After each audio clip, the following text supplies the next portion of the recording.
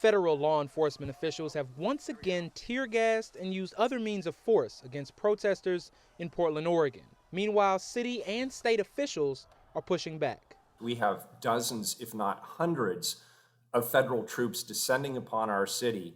And what they're doing is they are sharply escalating the situation. Their presence here is actually leading to more violence and more vandalism. Oregonians are appalled, and Americans across the country should be as well. Portland has seen more than 50 days of protests over racial inequality and use of force. But President Trump and his administration have doubled down on their decision to deploy federal officers to Portland, and they plan to take this same type of action in other cities.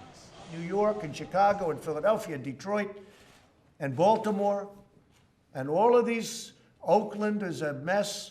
We're not going to let this happen in our country. All run by liberal Democrats. More federal law enforcement to some of these cities? More federal law enforcement, that I can tell you. In Portland, they've done a fantastic job. In an interview, Acting Deputy Homeland Security Secretary Ken Cuccinelli echoed the president, defending the officers' presence in the city. The threat to those federal facilities and officers did materialize in the July 4th weekend and has maintained since that time, and as long as it does, we will maintain our presence. When that violence recedes and those threats recede, that is when we would ratchet back down to what I would call normal presence. Since federal officers hit the ground in Portland, 3 U.S. House committee chairs and Oregon's U.S. attorney have both requested investigations into the federal presence in the city. Also, the Oregon Attorney General has filed suit requesting a temporary restraining order to stop federal authorities from making arrests in the state. These federal agencies are